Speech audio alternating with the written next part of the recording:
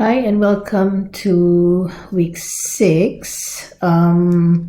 So today I just want to talk about a little bit of probably something a bit new to you.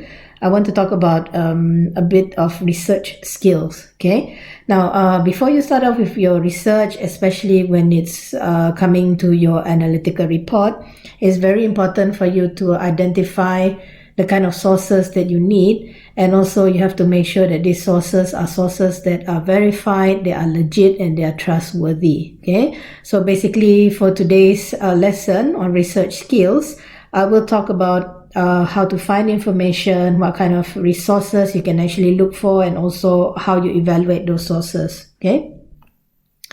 Now, it's very important for you to start looking for or finding credible sources when it comes to not just your report, but also for any other assignment that you're doing for other units or in your degree. Now, reason being, you have to make sure you find credible sources if you want your arguments to be valid and if you want them to be strong arguments. Okay, so again, I mentioned this I think a few times before. When you have weak support or sources that are not credible, not trustworthy, your arguments will be weak. Okay? Now, your job right now is to start finding articles that are legit, those that are trustworthy. Okay? Now, I suggest, rather than just depending on Google alone, try to look for or extend your research to other types of sources. Now, some of the sources that we would highly recommend would be, of course, journals. Okay. Now, journals are normally papers that are published by academicians for either other academicians or probably some, interested party who's interested in a particular topic that this particular academician is writing about. We also encourage you to look for government websites, okay, or government reports, university-related papers or information, definitely books, okay. I know it's quite difficult for you to find books right now, so ebooks will do as well, yeah. Make sure if you want to look for newspapers, it has to be newspapers that have reputation. For example, BBC, CNN, those newspapers that have been around for quite some time. And of course, in terms of reputation, of course, the better the reputation, the more reliable the newspaper is. Yeah, start looking for information from government websites as well. Okay, right. Next. Now, how do you actually look for this information? Very simple. This is what I actually advise a lot of my students to do. I find this particularly helpful, although sometimes you do have to read through or go through quite a lot of readings before you actually find the ones that you want. So one of the websites that I actually would recommend is Google Scholar. Okay, now the URL, you can find it here. So basically, Google Scholar, it works like the Google engine. All you need to do is key in the search term here. Okay, you can make it very specific, or you can just give a general one, for example, infectious diseases. Okay, and then what happens is it comes out as this page. So the results page looks like this. Now, as you can see, again, you've got a lot of information given to you. Now, pay particular attention to the time frame. Of course, you want something which is updated, so maybe you take the first 2 years. All right. Now, next, this is what I need you to also pay attention to. Now, I only want you to look for PDF format. Okay, now why PDF? Because when you look for PDF files, it looks exactly like the original. So it will come out probably, let's say for example, if it is a printed journal, it looks exactly like the printed journal. So you will get volume number, page numbers, most importantly. Yeah, and when you download the PDF, it's also easier for you to read compared to a HTML version. Okay, now next, I want you to look at something like this. Okay, now pay attention to this one. Now, the more times an article is cited, okay, the more reliable it is, of course. As you can see, the first one was cited 4,540 times. The second one is 12,508 times. So cited means a lot of people have actually used this paper as points of reference. They've actually used maybe some bits of information, data, statistics, whatever it is, in their own papers, so they acknowledge this, and that's where you get the information about citation from. Okay, now if you have maybe reached the end of your search mission and you still cannot find enough information, this is what I suggest. Click on related articles. Okay, now this will lead you to other articles that also deal with the same topic. So if, let's say for example, you're looking at the topic of infectious diseases, related articles will bring you to other journals, or probably, if you're lucky, some books that also talks about infectious diseases. Okay, you can also look at related searches, which is this part. Okay, now these related searches will actually give suggestions on the other types of materials or topics or even keywords that you can use to narrow down your search.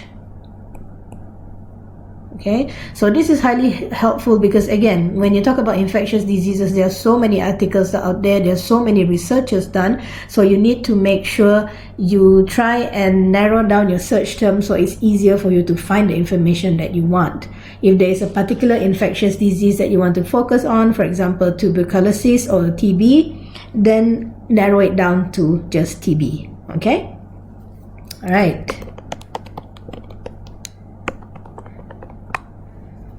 Okay, now try to avoid HTML pages if you want to, but again, I'm not saying you can't use it. You can. It's just that for me, I prefer PDF because when it is downloaded, it's easier for you to read. Okay, but if you look at this is a government, I would assume, either a report or it could be just statistics that are given about a particular infectious disease. So you want to click on the link just to check. Okay, now another tip for you. Now let's say for example you found a journal. So this is just an example of a journal. Yeah, how do you know it's a journal? Normally, but not in all cases, journals will come with something like this, which is known as an abstract. Okay, so the abstract would give you a very short summary of the research. Okay, now what I want you to do is just read through the abstract carefully first. If you feel that the abstract is helpful to you, then you can continue reading the entire journal. Yeah, if you don't want to, if you don't want to read the entire thing and waste your time reading it, then of course going through the abstract is good. Okay, so it's going to save you time. Now another tip that I can give you is, let's say for example, if you find a particular bit of information within the text that you feel is useful or might have potential, what I need you to do is go to the end of the journal. Okay, this is the end. I've just cropped it out. Now at the end is something which is known as the references or the reference list. Yeah, so we use it interchangeably. Now within the text itself, you will have the names of authors. Now those are the citation or the in-text referencing. So in order for you to find the information, you need to find out who is the author first, or where did this person get that information, and you match it in the reference list. That's one very quick way for you to find more information. And what you can do is then you can just Google this, copy and paste the title or the name of the author on your Google search engine. Okay, you should be able to find that article online, but whether it is easily accessible or whether you have to pay for it, that's a different matter. But that's one quick way for you to start extending your search for other materials. Okay, right now Another suggestion, this is what we know as databases. So databases are actually very useful for you because it contains a lot of journals and a lot of reading materials. Sometimes these databases also have newspapers and scientific magazines, okay, that will provide topics that you are interested in. So one good website that I found as well, or database that I found as well, is EBSCO. Okay, this is what it looks like. So you want to look for, if you want to Google information and you don't want to pay for it, maybe it's better for you to just Google free databases online. Okay, so EBSCOhost or EBSCO here provides a lot of free materials. So you may want to look at this one. Open dissertations. So dissertations are kind of like your final year paper. So it is a very long report that is done over a period of time about a particular topic.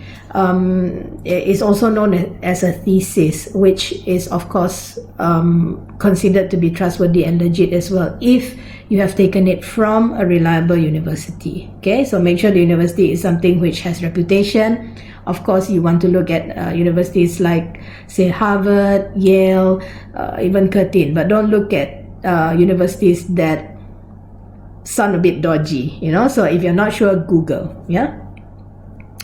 Okay, now basically this is what will come out. So this is where you can search for dissertations. All you have to do is, again, it works like the Google search engine. You just need to type your key term here, which maybe infectious disease, something like that, and you click on search.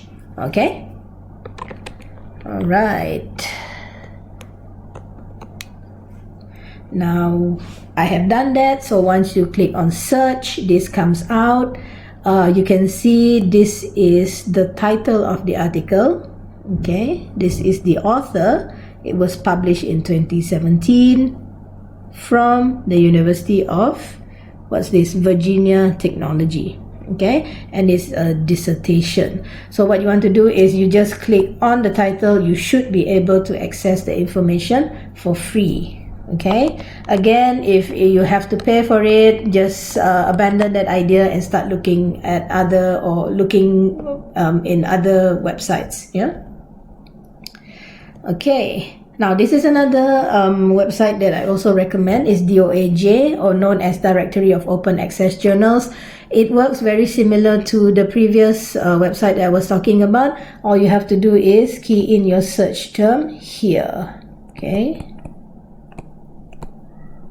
for example, and then click on the search term. Yeah, you should be able to get the information that you want. Now this is another database that I found. I'm not quite sure. I haven't really used this yet, so I'm just exploring it. But this is one other option that you have, which is known as BASE, or Bielefeld Academic Search Engine. Okay. This is one of the articles that I managed to find using that particular site. So I did manage to get quite good amount of information, and it comes in PDF, which is what this particular article is. So this is what you want to look for. Okay. Okay, now some other recommendations. I've just put the link up here for you. So if you probably have reached a point where you're burnt out, you don't want to use Google Scholar anymore, you have exhausted your options in DOAJ, there are some other free online databases that you can find here, but most of them still recommend DOAJ and also EBSCO. Okay, so again, feel free to go through the list. Okay, now moving on. When we talk about the type of sources that you can use for referencing, obviously we want you to be able to expand your search, but use articles or use sources that would be considered valid or legit. Okay, now what kind of sources can you use for your referencing or to find support? Of course, the most reliable will be books. So you can go to the library. Obviously, you've got print books or online books. So ebooks can be considered as valid sources as well. Okay, we highly encourage you to use journals, magazines and newspapers, yes, because those are the easiest for you to find. Okay, and again, you have to make sure you look at the reputation. How do you know the reputation? Again, you need to Google the information. For example, if you found an article written in Washington Post, how do you know if Washington Post is reliable? You need to actually Google that, see how long they have been how long they have been around, whether they have a chief editor, things like that. Okay, obviously you will be depending on websites, so again, what we need you to do is look for educational websites. So again, be careful. Educational websites normally have .edu, depending on the country. It could be my for Malaysia, it could be AU for Australia, it could be NZ for New Zealand, things like that. So the part at the back here denotes the country. EDU here is the education website. Okay, so of course we encourage you to find those kind of websites.